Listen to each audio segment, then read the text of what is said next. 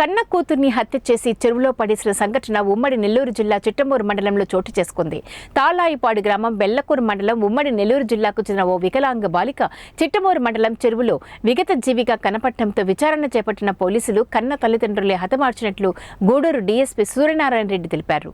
ఉమ్మడి నెల్లూరు జిల్లా చిట్టమూరు మండలం చిట్టమూరు చెరువులో 24న గుర్తు తెలియని బాలిక మృతదేహం ఉండటంతో స్థానికులు గమనించి చిట్టమూరు పోలీసులకు సమాచారం ఇవ్వడంతో ఆ స్థలానికి పోలీసులు చేరుకుని మృతదేహాన్ని బయటకు తీసి అనుమానాస్పద మృతిగా కేసు నమోదు చేసి నాయుడుపేట ప్రభుత్వ ఆసుపత్రికి తరలించి పోస్టుమార్టం జరిపారు.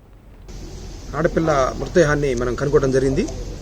అది గుర్తు తెలియని శవంగా 3 నుంచి 5 సంవత్సరాలు ఉన్న పాపగా గుర్తించి మనం ట్రై చేశాము. ఎవరో తీసుకొచ్చి అక్కడ చంపి ఆడేసి ఉంటారని కానీ కాలు జారి పడడానికి అవకాశం లేదు కాబట్టి మనం ఆ పాయింట్ ఆఫ్ వ్యూలో మా ఎస్ఐ గారు, మా సిఐ గారు, మన వాకాడ సిఐ గారు హరికృష్ణ తెలియని ఆడపిల్లని ఎవరు చేసి ఉంటారా అనే ఉద్దేశంతో ఆ కోణంలో మేము వెరిఫై చేయడం జరిగింది.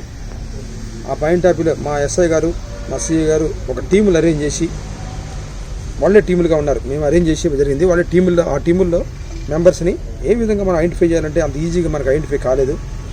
టెక్నికల్గా మనం కొన్ని సాంకేతికంగా కొన్ని కార్యక్రమాలు లేకపోతే మనకున్న ఇన్ఫార్మేషన్ సిస్టమ్ ద్వారా కనుక్కొని 2వ తారీఖున సుమారుగా అంతే కదా మనం కనుక్కోవడం జరిగింది.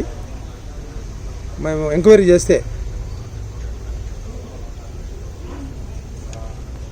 తాళవాయిపాడు గ్రామం మండలం పెళ్లకూరు మండలం అక్కడ పాప మిస్ అయినట్టుగా మనకు నోటీసులో రావడం జరిగింది. ఆ పాయింట్ ఆఫ్ ఇన్వెస్టిగేషన్ చేయడం జరిగింది.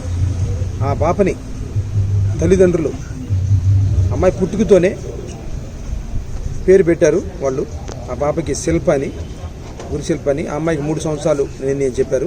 తర్వాత మన ఇన్ఫర్మేషన్ మనకు వచ్చింది. పుట్టుకతోనే ఫిజికల్గా అమ్మాయి హ్యాండిక్యాప్, మెంటల్గా